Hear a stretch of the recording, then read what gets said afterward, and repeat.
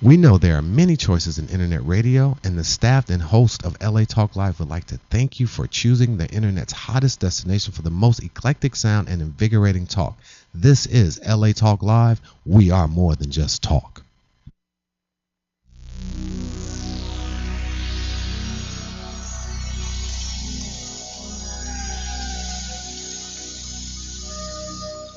Hi, and welcome to Talk Up Your Biz. I'm Jean Noel Bassior, and my special co-host today, who's sitting in for Susan Levin, is Maurice Domino. Hi, Maurice. Hey, welcome, Susan. Welcome, everyone. Thanks so much, Jean Noel. Well, welcome to the show. And we have some very special guests for you today. We have Cherie Alexander. She's an award-winning speaker and trainer, and she has been interviewing communication experts from CIA operatives to con men to find out the secrets of how they influence people. So that sounds really interesting. And in our final segment, we're going to have Lauren Henry.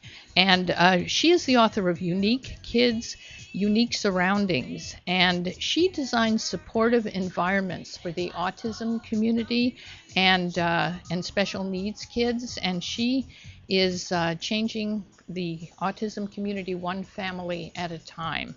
So we're looking forward to them later on in the show. But first, Maurice, also known as the Sicilian Mentor. That's correct. How you doing? Yeah. I know you've trained speakers, and that's correct. Right. Yes. But you were a salesman, right? Right, and as we like to say, in a previous life, I was in sales. I mean, I probably sold everything, and what led me into this is that I sold high-end editing equipment that I totally didn't understand at all.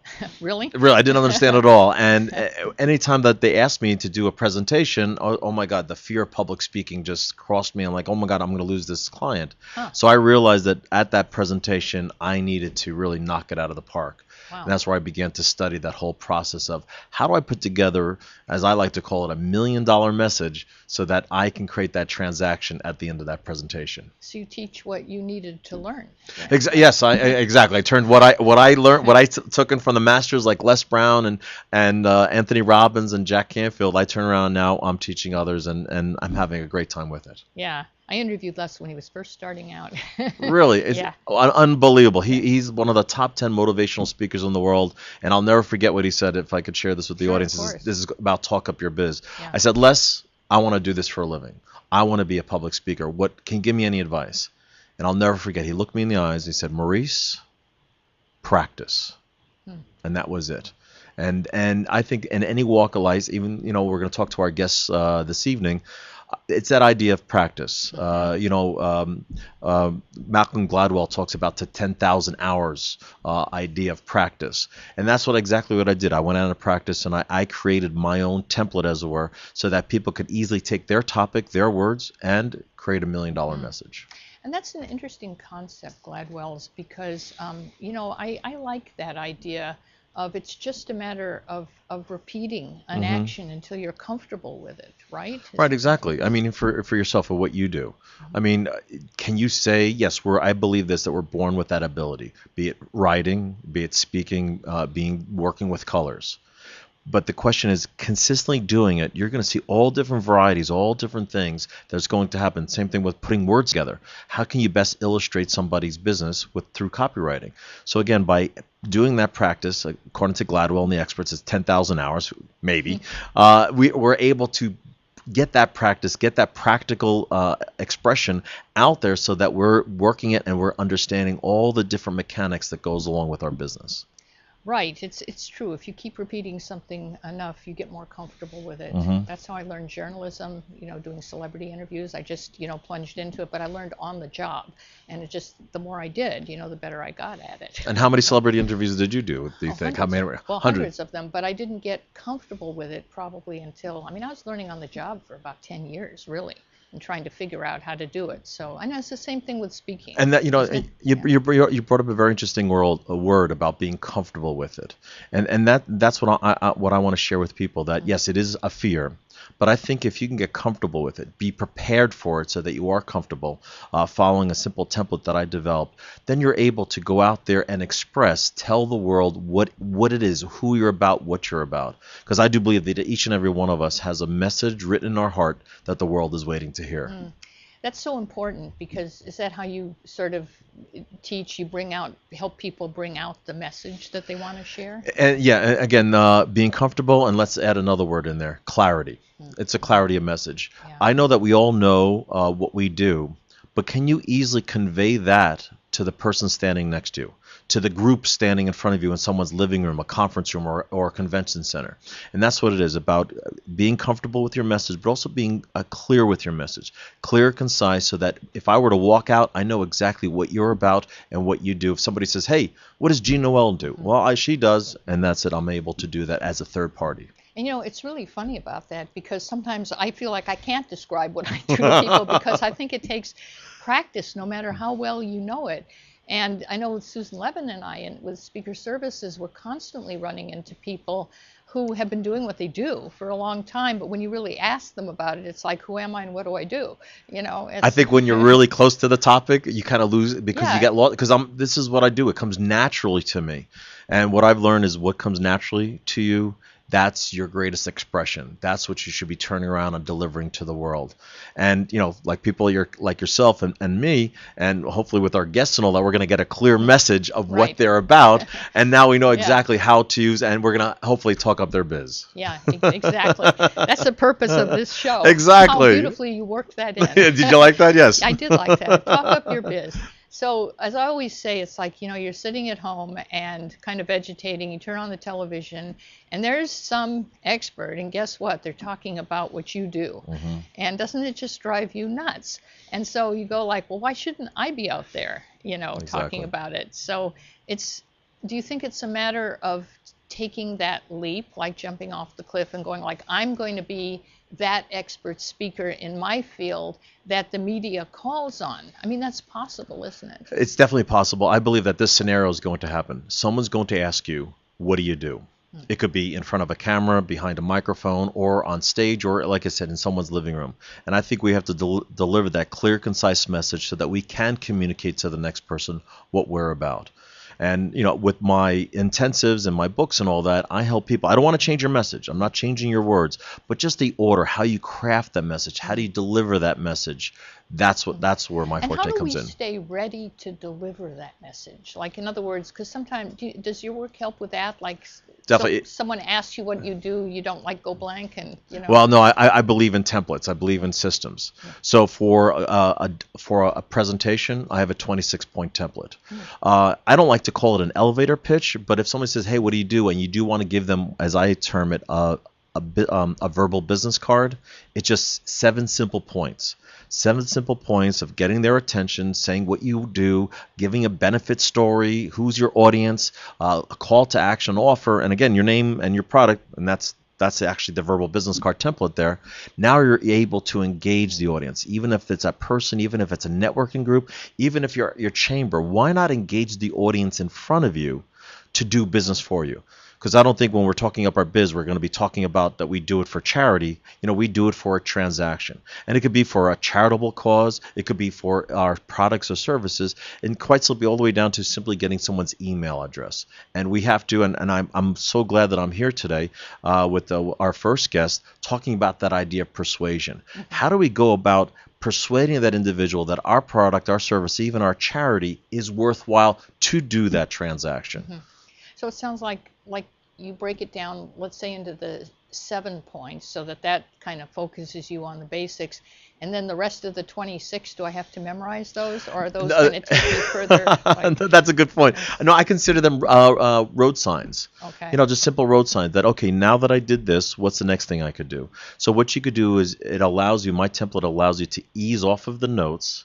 You don't have to be word perfect. In fact, I was talking to one of my clients today, and I was telling them, listen, you don't have to be word perfect. What I want to get from you is your message, because that's what it is. In my years, I worked on Madison Avenue with one of the top advertising agencies in New York City, in the world, and we only had 30 seconds to say our message. Right. And we understood that they're not going to run out and buy cereal and buy toothpaste or whatever, but we knew that by consistency of message, and that's what I'm about, crafting that $1 million message so that eventually my audience knows exactly who I am, what I stand for, and what I'm about. And eventually I'll find my audience who wants to invest in me, who wants to deal with the transaction of working with me. Right. And speaking of target audiences, which you have segued us into so beautifully, Susan Levin. Thank you, Susan. Isn't that so on track? Yes. She recently asked this question on her Speaker Services LinkedIn group. What do you speak about, and who are your best fit audiences? So best fit also being called sometimes target audiences. And so she got some really interesting responses. One guy said, I speak to high school and college students to empower them to stay in school. And as simple as that is, I mean, that, says what he does. And someone else said, I speak about career passion, how to find it and build it in your current job. My perfect audiences are businesses looking to re-energize their workforce. So I guess she's going to help people, really, re-energize their workforce, obviously, get them excited again about what they do. And so knowing your target audience is really important, isn't it? Yeah, definitely. You again, going back to that clarity, especially when you're crafting your message, you want to know who's sitting in your audience. If I'm talking about something that's way off base and my audience can't relate to it, yes, I'll have a whole audience, a sea of heads just nodding and grinning, and they're not listening to me at all. I call, the lights are on and nobody's home. So we even have to be clear with who are not only our message, but who is our audience. For me, I like to work with people. Again, my message is about crafting your $1 million message. What is that message for your product or service so that you can create information, entertainment, as well as that transaction? And my best audience is people, entrepreneurs, business owners who've been in business for 2 years. They realize that they got to get down and do the real nitty gritty. They got to do the work. And is it involve work? Yes, there's work to, work begets work. And by doing that, you're able to clarify your message, clarify your audience, and then reach that audience, and then get the ROI, get the return on the investment. So why do you call it $1 million message? Because, we know that term is slung around a lot, Yeah, right? it is slung around a lot. Everybody's got $1 million something, but what does that mean to you? For me, the value of it. And it's not just the 6 zeros that I'm talking about, but it should be that worthwhile to you. Because I believe that's another element, the charisma. So we talked about clarity, we talked about being concise, now let's talk about charisma. Let me tell you something, when you take the front of the room, and it could be one-on-one or one-to-many, you, as I say, you become contagious. So if I'm dull and boring and ready to go to sleep, so is my audience. So I want to have that. I want to have that feel that this is worth millions of dollars. This message is worth $1 million. So my passion comes out, my charisma comes out. That's contagious. And you know what? People want to take that home with them. That's really interesting. So it's more like, because I've never heard that take on it before. It's more like you're feeling like you have the $1 million message. Oh yeah, definitely. Nice. This is for you. This is for the sender. This is for the messenger. That you should feel that your message is worth $1 million, so that you have that enthusiasm, that zeal, that passion, because people are reading it, they're feeling it, and as I said, they want to take that home with them.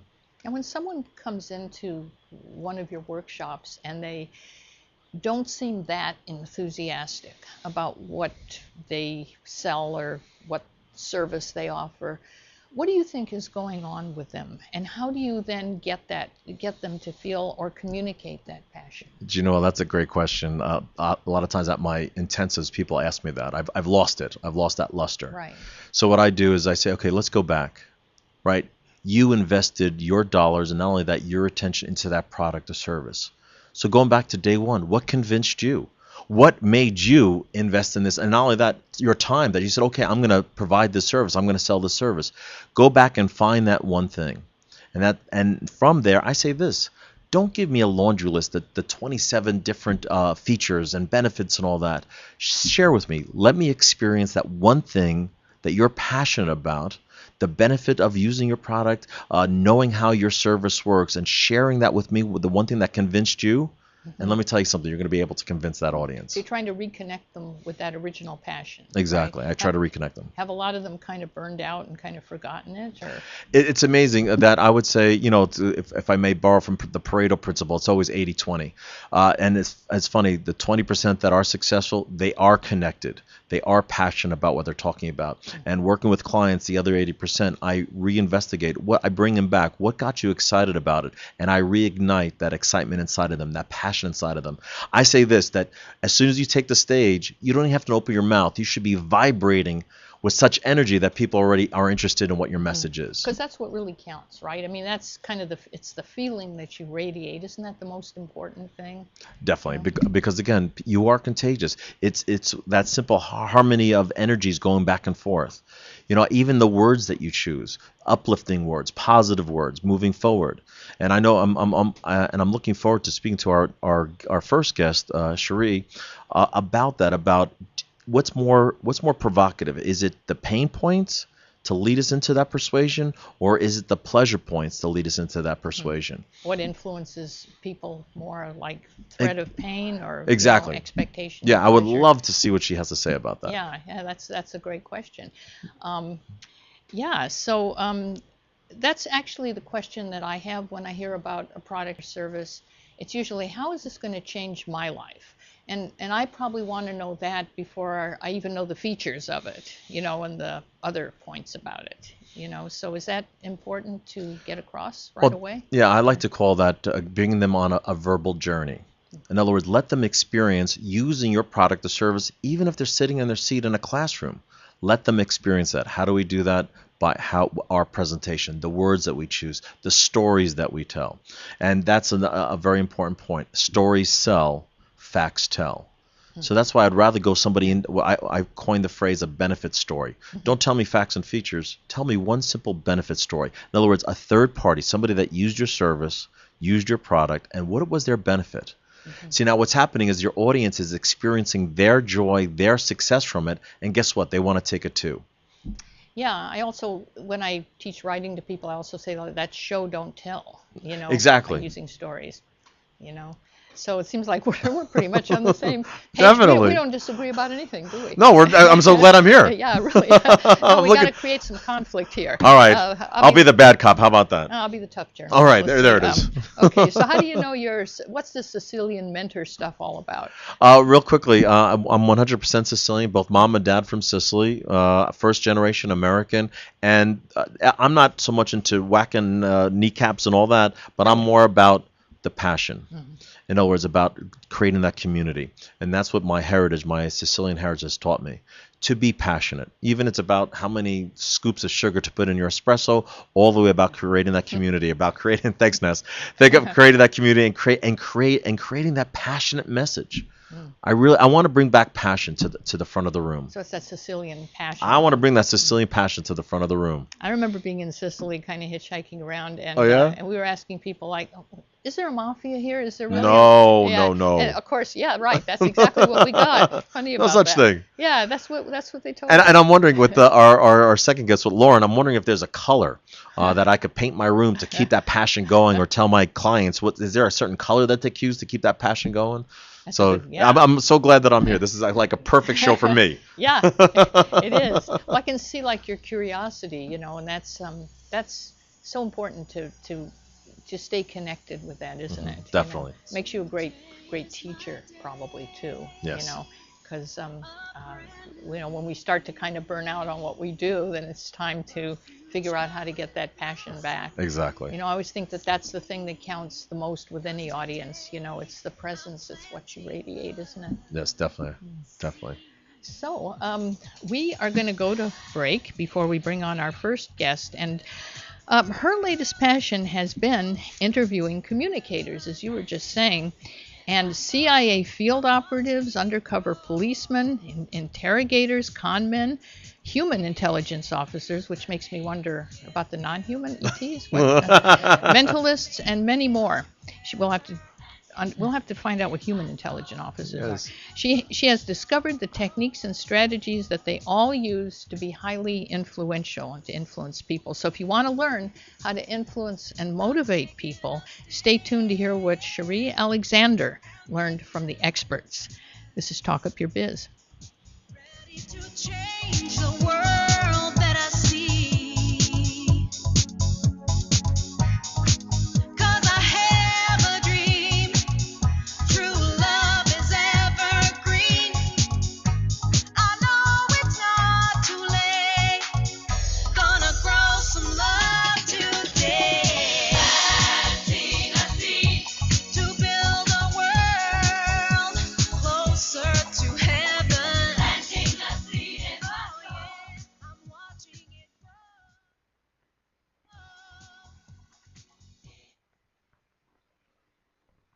Mountain Valley Spring Water, since 1871, has been bottled at the source in Hot Springs, Arkansas. Twice named the best tasting water in the world, Mountain Valley water is naturally alkaline and bottled in glass, providing the perfect blend of nature's minerals, giving you a crisp, clean taste. To start your home and office delivery in Southern California, call us at 1-800-499-9982 or visit us online at www.mountainvalleywaterla.com. New customers will receive their first 2 5-gallon bottles free. Mountain Valley Water, the official sponsor of Here's to Your Health with Josh Lane on LA Talk Live.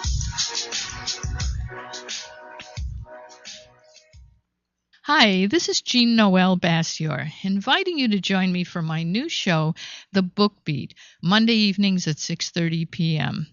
I'll be talking to authors about their latest book so you can find a fantastic read. But more than that, I'll be talking to experts about how you can write your own book and get it published. So tune in on Mondays at 6:30 p.m. exclusively on latalklive.com. And remember, you can catch us on iTunes Radio R&B or watch us on Ustream TV. Reality radio, handcrafted for your listening pleasure. This is LA Talk Live, and we are more than just talk.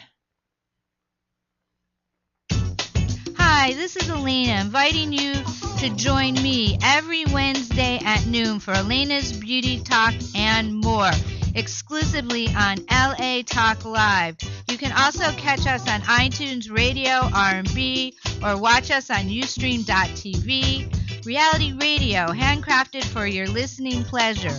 This is LA Talk Live, and we are more than just talk.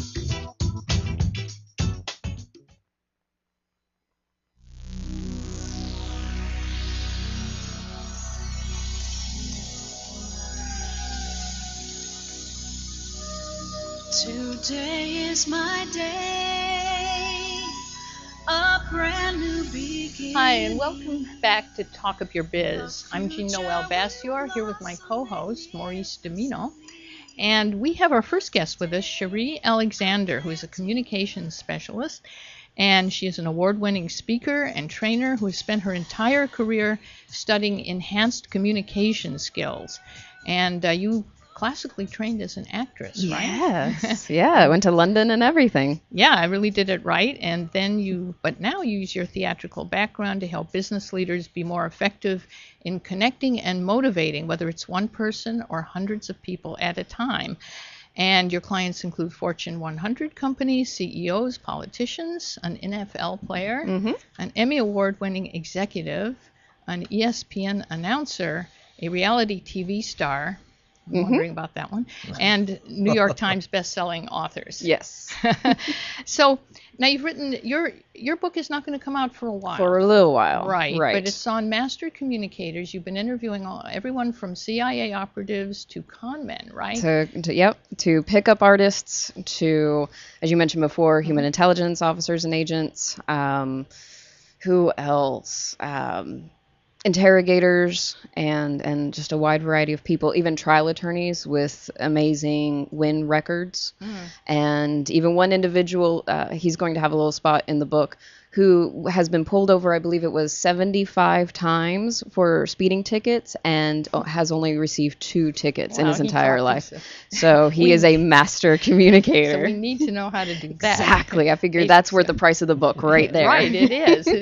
And you're going with a Main Street publisher. That's the plan, yes. Yeah, which is interesting in this world of self-publishing. Yeah, I can totally geek out on that conversation. Yeah, because I come from mainstream, and I like to see people, remember that there is a mainstream and go that way, Well, and it's changing so much because, as we all know, the bookstores are slowly going away and the online world is changing, and the publishers themselves are honestly scrambling, trying to figure out where their footprint is in the marketplace. Exactly. So it's an exciting time, quite frankly. Exactly. And how did you select these master communicators for your book? How did you decide who to interview?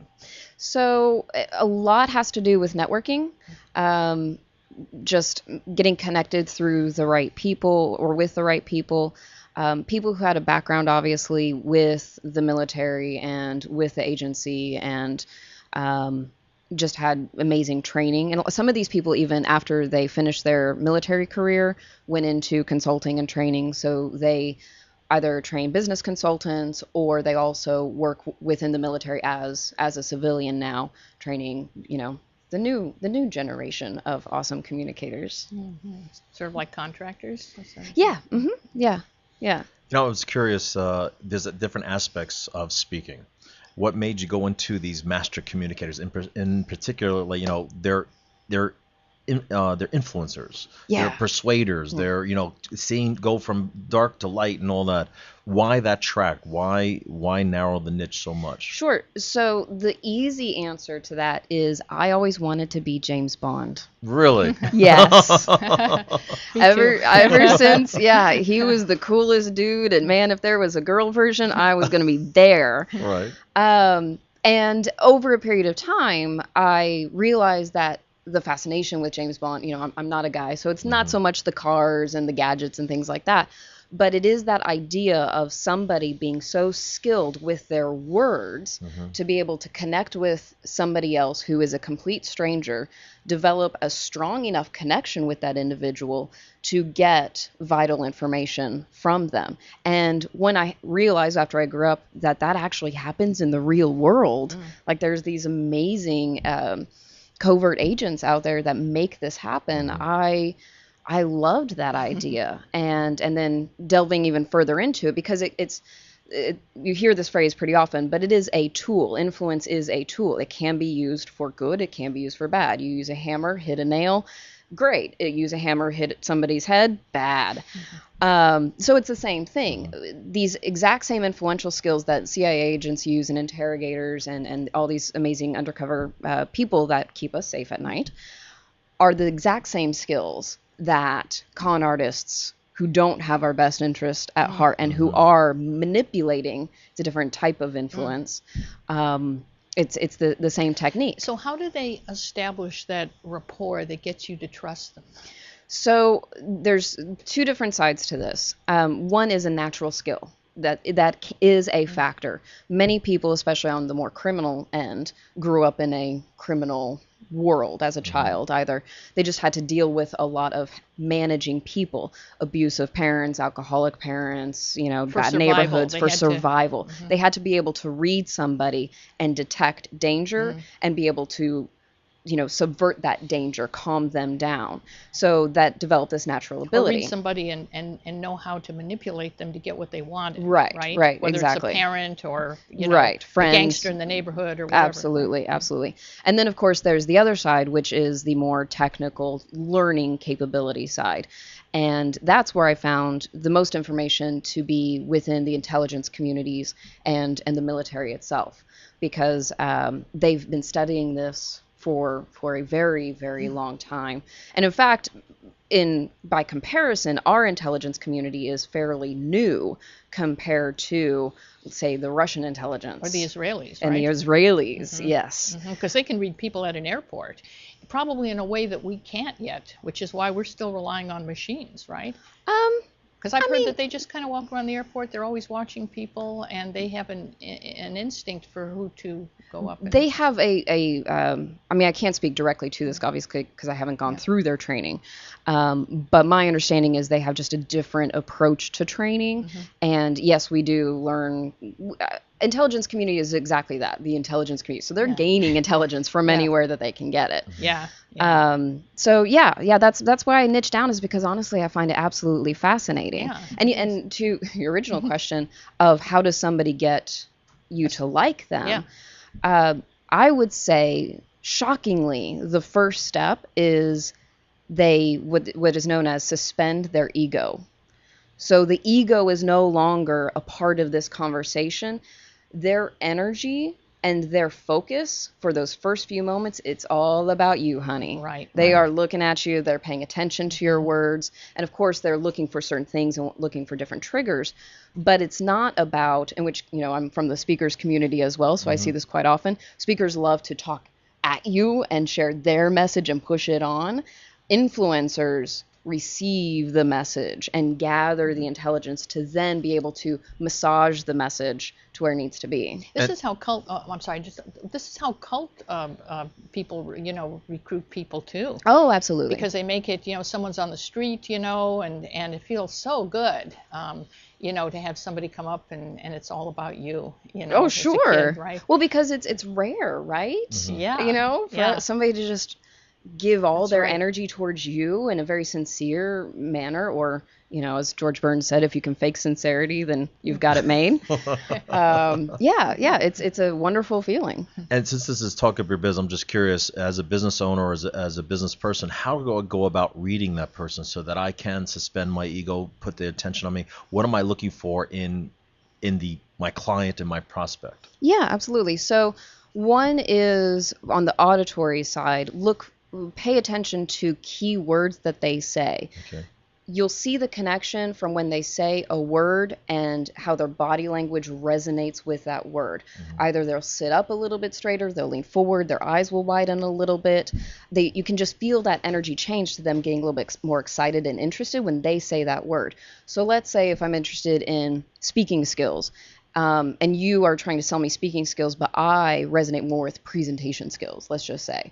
If you keep saying speaking skills and I'm thinking presentation skills, it has a different connotation to me, then we're not going to have the exact same rapport. Right. Versus if you fine tune and tune in to the key words that I resonate most with. And the same goes on the opposite side of that, which is if I'm saying words or you pick up on words that have a negative reaction from me and you keep saying those words, then again, it's going to hurt that rapport. So you're looking for those words connected with the body So language. he's got to watch, if he's saying presentation, he's got to watch you very carefully, right? To see how you react. Like if he catches the slightest negative reaction to say the word presentation, he would know to switch to speaking, right? I mean, and that's just one example. It could be, the structure of the speech may resonate with me, but you may, let's say, talk about the, gestures and where to move on the platform. Well, that doesn't excite me as much. So it's just which topic. So it can be as much as fine-tuning a specific word to the direction of the conversation. Now, is this what you mean by observe, connect, influence? That is what I mean. So, yeah, where that came from was people love the idea of influence. I get to, make somebody do what I want them to do. And we're like stroking our white cats as we think about it, right? Yes, exactly. Yes. So influence it sounds all sexy and cool and everything. But really and truly, what the best influencers know is you can't get somebody to take a specific action without first connecting with them. And you cannot connect with them unless you're very good at having heightened observational skills, being able to observe them. And again, it's not about me. In those first few moments, it's all about them. So hence, observe, connect, then influence. And then now since we just talked about observing, how do we, observing, I'm seeing what your triggers are, what your down points are. How do I now go about connecting with you so that I can bring you over to the influence? So how do I go about connecting? Right. So one is, again, changing your own speaking pattern. Okay. Another well-known trick is mirroring body language. So paying attention, if I wanted us to be in rapport, then I would sit more like this. If you can see with the camera, then I'm basically mirroring you. Not in an awkward way. I'm not trying to make it exact. Identical. Because I've heard about the mirroring, and I'm like, what am I supposed to mimic this person? No. It's very subtle changes. What I like to think of is more the silhouette of the individual rather than those details. So what is the silhouette? What is that energy? Again, I come from the acting background, so these are terms that actors are very familiar with. So let's say there's somebody watching this and they want to influence some, Yes. I mean, they want to get a raise from the boss, or they want to get their kid to do something, So what's a tip that somebody could use, without somebody the family going like, gosh, are you, going to try out for the FBI or the CIA? I mean, without kind of being subtle about it. Influence is usually subtle. Influence generally means that the other person is not aware that you had that conscious decision before you had this conversation. So the first thing that I would say is influence doesn't happen, generally speaking, within that one moment. It's not, I'm going to influence you. Feel the power of influence right away, right? feel it. Exactly. Yes. It's a longer period of process, time. kind of? Right, exactly. So if you're wanting to influence somebody to a particular action, CIA agents ask this all the time once they're given a mission. Their very first question out of their mouth is, what's my time frame? Because the techniques that they use is different if they have to get somebody to do something in 3 days, or sometimes it's true, 3 years. So where are we within this time frame? That dictates it. And G. Noel and I were talking before about knowing your audience. Does that come into this as well? It seems like, especially being taken from the front of the room, how could I go about influencing you if I'm in left field or if I don't understand you at all? Dealing with a client, dealing with a prospect, dealing with a child, how much do I have to know my audience? Oh, absolutely. Well, that's the observational side Right. of it. And a question that's often comes up with speakers is, well, I can't observe every single, member of the audience. Right. It's a group of people. There is generally a group think of different organizations. Companies do have a company culture that you can tap into. And if you really want to get all espionage with it, yes, I just said that. Yes, I do want to get espionage. Yes, that's what we want. of Yes, course. exactly. Then tap into the world of social media, because many speaking events have the roster of attendees who are coming, and you as a speaker and presenter can get that roster and just have a glass of wine and spend a day and check people out and see what you can learn from. Put In your fact, NSA cap on and just go down that roster, in right? fact, I would love to give a little shout out to a speaker friend of mine. Joey Coleman did this fantastically at an event called the Mastermind Talks in Toronto. And he got the list of everybody who was attending and customized his presentation by adding everybody's Facebook profile picture in there, and even talked about finding what is important to your customer. His whole thing is the first 100 days are the most important in the customer sales cycle. Okay. And everybody ate it up. He actually won the best speaker of the event. There was a contest, and he won. You like that, don't you? I like that. So this stuff There's works. no end to what you can do. So how did that guy get out of those speeding tickets? Have you interviewed him yet? Or? I have, and you'll have to read the book. Oh, Yes. okay. Which, by the way, just for people watching and listening, there's a simple sign-up form if you're interested in when the book is coming out. It is undercoverinfluence.com. Plain and simple. It's a simple one-page website, undercoverinfluence.com, and then so you'll be alerted when the sales start, and you'll get special deals and discounts and everything for when it does Well, come that's out. good. You're starting really early. It's a process. What's my Yeah. time frame? Yeah. And is there a way that people can contact you? I mean, are you coaching now, or are you doing other? Right, yeah. things, So or- I work one-on-one with, leaders of all different types. So mid-level management to the C-suite, anybody who is highly interested in becoming the best that they can be, the best leader. So talking, like I mentor people and coach them on how to deal with different meetings, difficult employees, any of those critical conversations, sales negotiations, leadership, Same all of that website? stuff. Yeah, so it's connected, but that website is observeconnectinfluence.com. I bet it was easy to get that URL. No one else had it, right? Yeah, I snatched it right up. Yeah, it was just there for you. Thank you so much. Oh, for, thank you. for This was a being here. joy. This is Thank fantastic. you. I can't wait for your book. Oh, I'm thank so you. into that topic. It's unbelievable. Oh, thank you so much. And I'm definitely going to R&D that thing about the Facebook thing. Yes, What totally. is coming up next? Oh, our next guest will be Lauren Henry. 11 years. Please don't call her an interior designer or a feng shui expert. What she does is she is a sensory design and color consultant. Established over 11 years. She's going to make a difference for you and your family, for your special needs child, dealing from autism, as well as the well-being of your entire family. So Lauren Henry will be joining us next. Stay tuned. Don't go anywhere. This is Talk Up Your Biz. To build a world closer to heaven. Planting a seed in my soul. I'm watching it grow.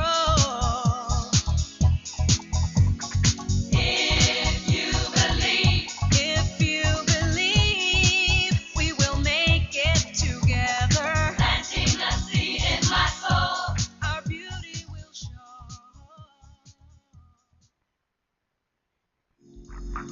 Journey Sisters is an organization that embodies and captivates women from all walks of life. Our membership includes 44 women that are constantly growing in the areas of personal development and community involvement. Monthly, we offer free leadership classes at McCade's Restaurant. Journey aims to inform women in the areas of heart disease and HIV and AIDS. Experience the journey now by logging into www.journeymosaicinc.com. Toll free 888-906-5519. Journey with no excuses.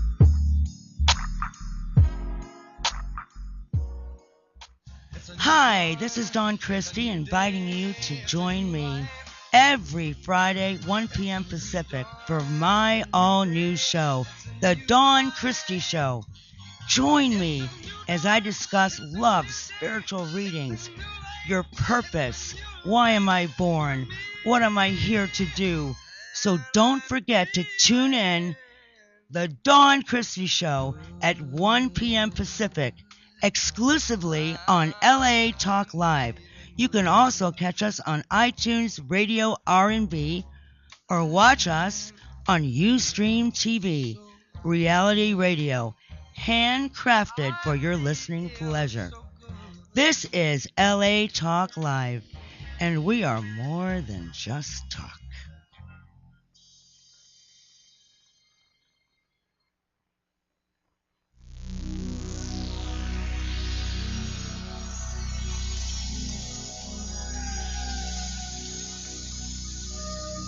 Today is my day, a brand new beginning.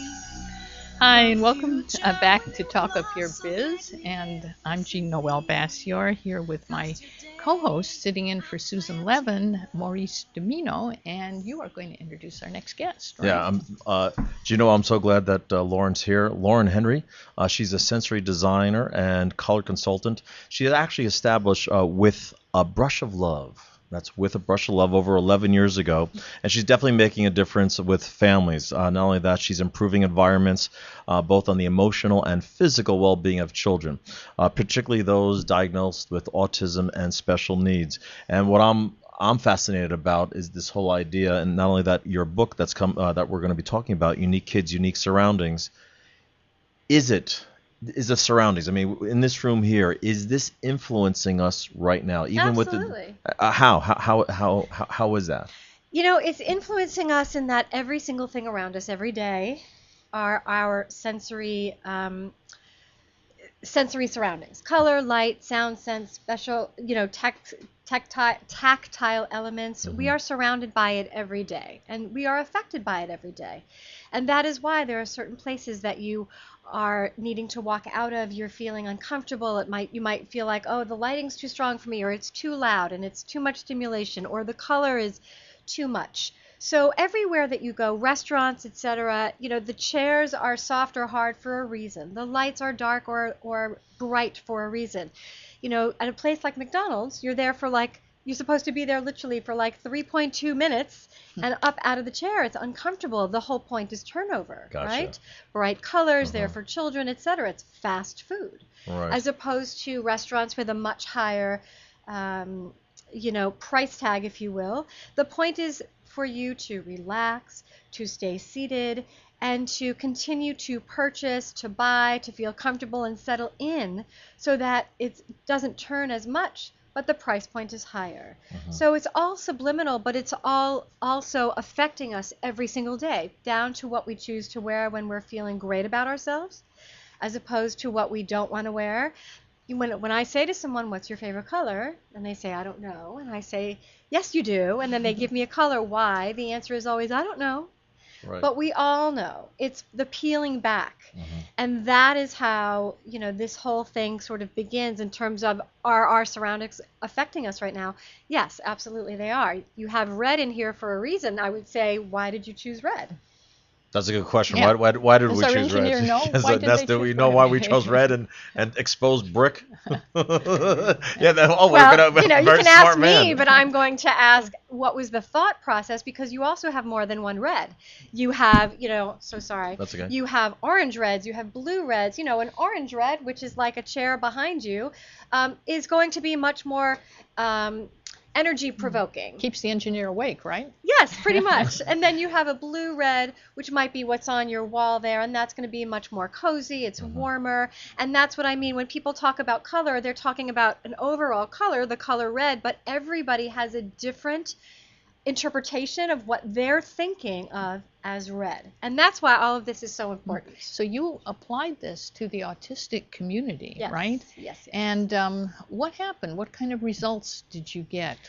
I got wonderful results, and I'm so thrilled that I did. And this is certainly not something that comes from me. Color affecting emotion is long, since known and discussed, and there are all sorts of scientific data supporting the importance of how color affects our emotions. But kids on the spectrum particularly are affected to such the nth degree by everything, by all of their surroundings. So color is just one aspect, which I think is one of the backbones of how kids are affected by their environment. And parents are always, of course, trying to do everything they can to support their kids in general, but most especially kids on the spectrum, and trying to control their surroundings. Well, one of the things that can empower parents is that they can be more aware of how to create the right environment visually for their child, so they're not creating and exacerbating an issue they want to fix accidentally. So you keep talking about the spectrum. In other words, is that a degree of ADHD? Is that a degree of autism? Well, autism is on a spectrum. It's called the autism spectrum. Okay. So you have all sorts of different severities of autism. Okay. You have Asperger's syndrome, of course, which is very high functioning. And then there's different learning disabilities as well. You have ADHD, you have ADD in general, and then you have so many aspects in between. So, just because someone might have autism, it's a fingerprint. It's not the same for everyone, and not everything is going to work. But everyone is affected by their surroundings. And that's to lead into my next question. You use the word spectrum. For me, is light. It was color. So does that tell me, depending upon where they are in the spectrum, that's how I could use the different colors, the different tactiles? Is that what I'm getting from this? No, well, really, what it is depending on where they are in the spectrum, sensory is going to only make so much of a difference. Okay. But that doesn't mean that the degree by which we use sensory, all of the things that I mentioned, will be different, if that makes sense. Color is still going to be, everything is going to be just as important, but it may or may not make as much of a difference for your child as it will for your child. But it does make a difference, right? It does, absolutely. So your work is basically to design unique surroundings. Correct. For unique kids, right? Yes, I mean, I named the book that, Yeah. Unique Kids, Unique Surroundings, because every child is different, not just those on the spectrum. But really, these surroundings make a difference for everyone on the planet. And, we've broadened our horizons over 11 years in that we work with, in the home for relationships, for family relationships, and then also in corporations and home offices for efficiency, productivity, focus, concentration. Give us an example. For instance, was there a home you went into where there was an autistic child who had, let's say, surroundings that were perhaps disturbing them? Right. Because nobody had been conscious of this before. Right. Then you go in and tell us a story. What did you do and what happened? Well, I have several, but Yes, I'll pick I'm one. sure you do. And one of the ones is in the very beginning of my work, in the first probably 5 years or so. Excuse me, but a little boy who had Asperger's and was really having a tough time. They even had to use a helmet when he was very little because he used to bang his head a lot. And he lived in the same room with a brother who was neurotypical, but also had a little bit of that, just a huge amount of energy. I wouldn't say ADD, but just a huge amount of energy. And creating a room for two kids in one space is challenging when you have such different aspects of issues. The room was like exceptionally bright yellow. You had tie-dye in the room. You had traffic carpet on the floor. It was so overwhelmingly stimulating. Would this be disturbing to an autistic child to have all of this movement? Exceptionally so. Yeah. It's really just extra agitation and anxiety. Because they're very sensitive to Correct. that, right? Yeah. And it doesn't help the child who's already anxious and hyper, right? It doesn't help most of us, especially in a bedroom where we're trying to decompress. So long story short is I went in on a budget. We changed all the furniture, but we completely changed the paint, and I handcrafted a color of blue that had some a modicum of energy that was somewhat sustainable, but also somewhat tranquil. And then I created a bit of a three-dimensional puzzle on the wall of a train, because that's what the little boy sort of perseverated on. But we couldn't have him looking at this all day because, again, it would create more anxiety. So I then created a three-dimensional wooden train puzzle to put over it that had no color. Does that make sense? Just natural wood in the shape of a train that broke apart as a puzzle, which meant when we went to sleep, we put that on top of this colorful train. So he still saw the train, but now it was calm, muted, and there was no chaos and there was no stimulation. And as well as that being the case, there was also something tangible for him to play with, and that his brother could also latch on to as something physical. So long story again, shorter, we were able to combine a space that we opened up with bunk beds, with different color furniture that was natural. We also created much more of a space of organization and took away a lot of things that were visual and made them opaque. So there's not so much to look at, and created almost stations where you only go there when it's a particular time of day. And this made a huge difference. And instead of him being up every night running into their bedroom, the parents' bedroom, he was now sleeping in his own room most of the week. And that's a big major accomplishment. Must have felt in a like family. a much safer place for him, right? Well, it felt safe, but it felt appropriate. Now his emotions could sort of mirror, if you will, match the environment. Correct, and the environment supported it, almost like a spa does. Now, when you do this, do you get feedback from the kids? Can they tell you like what shade of blue they like or they don't like? Or? Interesting you asked that, because he was old enough at the time, and I wanted to show his mom, and I gave him a whole spectrum of colors. And out of the whole spectrum, he gravitated to the blues and greens, which are tranquil, cooling, calming, where his brother gravitated to the most primary colors, as most little boys would. And that's just going to show you, she was saying she didn't even realize he's already gravitating, looking for that calm, tranquil space. But she wouldn't know that. Parents aren't taught that. So while he chose a bunch of different colors in the spectrum, it only assured me that we were on the right track, and then I picked what I knew would be best within that spectrum. And then plus I have a medical and educational advisory board of doctors, because I'm not a doctor. So I would consult with them to make sure, that I'm on the right page, yes. You know, I'm looking at your book here, Unique Kids, and hold Unique it up Surroundings. You can prop it up against the microphone here so we can see it. There you go. I'm just wondering, for parents listening and just realizing that, oh my gosh, the surroundings. I get the book. I start paying attention to how my children are reacting to color and all that. What are some of the first steps?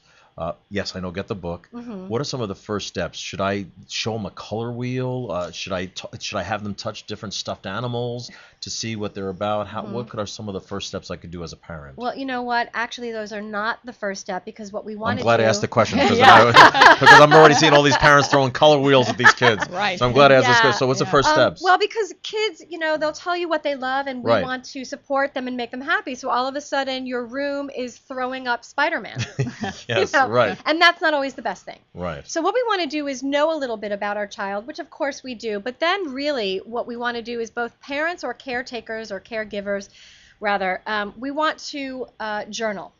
We want to take some time over the course of a minimum of 5 days, and I don't care how well you think you know your child, journal and pay attention to where they gravitate when they're happy, when they're sad, where they want to go when they're in certain moods, what they don't like, what they do. And you need to journal for a minimum of 5 days. And both of you need to do it and not share your results until the last day. And then at that point, both of you, no matter what I'm told, everyone will argue with me. And every time they're like, oh, I had no idea. Both caregivers or parents will come up with something different because you're coming from a different viewpoint. Perspective. You see different things, you pick up different things, and a pattern emerges. From there, you begin. And then this is supposed to be specifically a guide to empower parents to begin to do what I do on a much smaller level. And the backbone of these changes are lighting and color. Those are the two most important things. Once you start figuring this out, then you're able to go ahead and look at, as you're saying, the color wheel. Most of the time, it's going to be something that's in the cooler, more tranquil area, unless your child is really lethargic and withdrawn and needs to be stimulated. And that happens, but not quite as often and frequently. A lot of information is in here to be a guide. Yeah, I was going to say, with your book, can somebody actually do this pretty much themselves? Yes, with the book? I mean, they can within reason. Everything is in here. Of course, things evolve. Like I talked a lot about using a paint called Natura, which is by, oh my gosh, all of a sudden I'm forgetting the company. Natura was the name of it. Natura. Natura. I can't believe I'm forgetting the company. Anyway, it's one of my favorite paints, but now I've become aware of something called Mythic, which, as great as Natura is, and you can get that at a Home Depot, no VOCs, etc. It's really low VOCs, which are volatile organic compounds. Okay, thank you. Which we all want to stay away from. It's the scent and the smell and the chemicals in the paint, which we all want to escape from when our home is being painted. Now there's a paint which has been around for about a decade called Mythic. It's the only one that I use wherever possible, and then I'll go to one of the other things that is in here. And that has 0 VOCs. It's a phenomenal paint, lots of colors available, dries very quickly, is used with citrus and fruit base. It's just phenomenal, and everyone, again, should use it. So there's many factors here. It's not just about color and there are many patterns. Factors. It's about chemicals, right? And yes, I mean, it's even down to, what we do even goes to, what kind of comforter are you using? What's the pattern? What kind of picture frames? Are they rounded? Are they square? Where are they visually on the wall? How many? What are the pictures of? How many pictures do you have up? I mean, we get down to the tiny minutia, and it fits together like a puzzle. Have you seen any dramatic transformations in kids? I have. Yeah, and one of the biggest ones, which I was floored by myself, I was hired to go to work with the Marines in Okinawa by the military. Very honored, back in 2009. And this little boy was 2, and his mother diagnosed him. He was diagnosed right before he turned 2. She got right on it. He was cranky all the time. He would not sleep in his bed, and he would not wear clothing. He would not put a cover on him. I mean, it was just hellacious. She was pregnant with her second child, and they never slept. They didn't know what to do. I came in, I sent everything from here to Okinawa, and within, a weekend, we transformed the space. And that's something that's actually on our website, on brushoflove.com. You can see in a link. This little boy, overnight, literally went from an hour and a half of a routine with his mother to get him into bed. The next day, he was, he actually went to sleep by himself. The mom went in to start the whole routine. He was already in bed, sleeping, and he slept through the night. They had to wake him up. What did you change in that environment? Everything. We changed the bedding. We changed the bed, the furniture, the color. We changed the material. We changed everything, to the point where the little toddler walked in and started clapping his hands and turning in circles. I mean, it shocked me because it happened so quickly, and it never changed. It only continued. It makes me kind of wonder if sometimes something that might be diagnosed as autism could be mainly a chemical reaction. And sometimes it is. It's a great thing that you brought up. Sometimes it really is. We're very, very sensitive beings, and a lot of things have changed since, the 60s and 70s and 80s. An extreme allergy to something in paint might actually affect the way the brain works, and then you get an autism diagnosis. That's and right. You get stuck in that for the next, And that is part of it, as well as digestive issues. And, our bodies we're tiny. Every person is given a different immune system, and we're thrown into the mix with now so many more chemicals, so many more vaccines, et cetera, and so forth. there's just a lot for us to absorb. How is this work received by parents, by educators, by the medical community? The work that you do, is everybody kind of open and receptive to it, or are there any obstacles? I'd say 70% are. I'd say there's still a lot of growth. There's still a lot of people wrapping their brains around the change and the exponential growth that's happened over the past several years, and why, and all of the differences within an autism diagnosis. It's really hard to figure these things out. But as the years evolve, there's much more attention paid to sensory, thank goodness.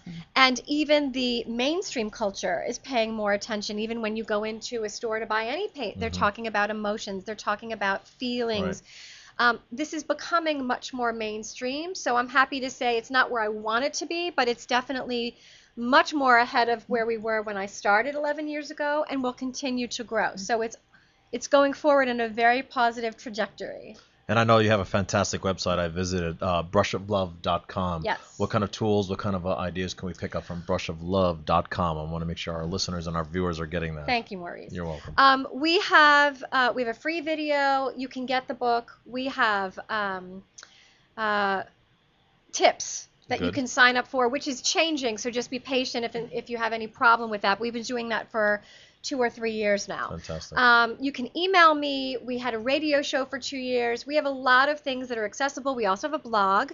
So there's a lot of different things you can do to get involved in the conversation. We also have a Facebook page, and I'm on LinkedIn and Twitter. So we can find you. You've got it all covered. I'm doing my best. Yeah. We're even working on a TV show called Room to Be Different, so stay tuned for that, possibly on the Autism Channel. Oh, that'd be Nice. great. Yeah, Beautiful. we're excited Thanks, about that. Lauren. Well, thank you so much for being with us. Thank you. Really appreciate it. I feel I got a brush of love. Yeah. .com. You did, Maurice. You look brushed with love. Yes. So thank you to everyone for joining us today. Thanks to my special co-host, sitting in for Susan Levin, Maurice Domino. And what's Pleasure. your website, Maurice? MauriceDomino.com. And spell it for us. MauriceDomino.com. The Sicilian mentor, That's right? So, and we also thank our earlier guest, Cherie Alexander. Thanks to Fantastic. Lauren Henry. Thank you. And we'll see you next week for Talk Up Your Biz. And please stay tuned for the Book Beat, which is my show coming up here on LA Talk Live, where we are more than just talk. Closer to heaven.